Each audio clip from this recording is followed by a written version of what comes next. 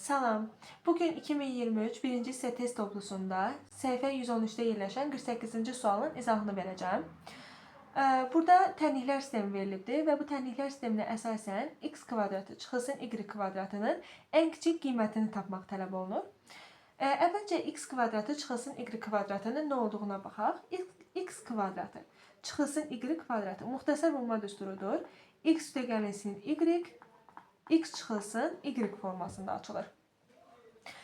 Buradan da göründüyü kimi biz x üstəgəlsin y və x çıxılsın y-i tapmalıyıq. Ondan məlum olmalıdır ki, misalı həll edə bilək.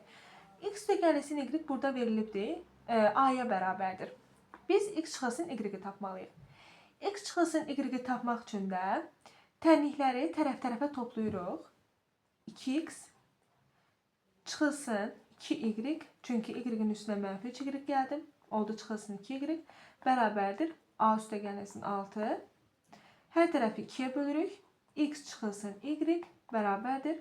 A üstəgəlsin 6 bölünsün 2. Aparıb burada yerinə qoyuruq. X üstəgəlsin y-in yerinə a-nı qoyuruq. X çıxılsın y-in yerinə a üstəgəlsin 6-nı qoyuruq. Daha doğrusu a üstəgəlsin 6 bölünsün 2-ni qoyuruq. Bu da bizə verir a kvadratı üstəgəlsin 6a bölünsün 2. X kvadratı çıxılsın y kvadratının qiymətini tapdıq. İndi deyir ki, bu daha doğrusu aldığımız qiymətin ən kiçik qiymətini tapın deyir. Aldığımız ifadənin ən kiçik qiymətini tapmaq tələb olunur. Bunun üçün də sürət ən kiçik, məxrəc isə ən böyük olmalıdır. Məxrəcində konkret bir ədəd verdiyi üçün biz sürətinin ən kiçik qiymətini tapmalıyıq. Bu şəkildə olan ifadələrin də ən kiçik qiymətini tapmaq üçün n bərabərdir 4ac çıxılsın b kvadratı bölünsün 4a düsturundan istifadə olunur. 4ac 0 olacaq, çünki burada s-nin yerində 0 durub.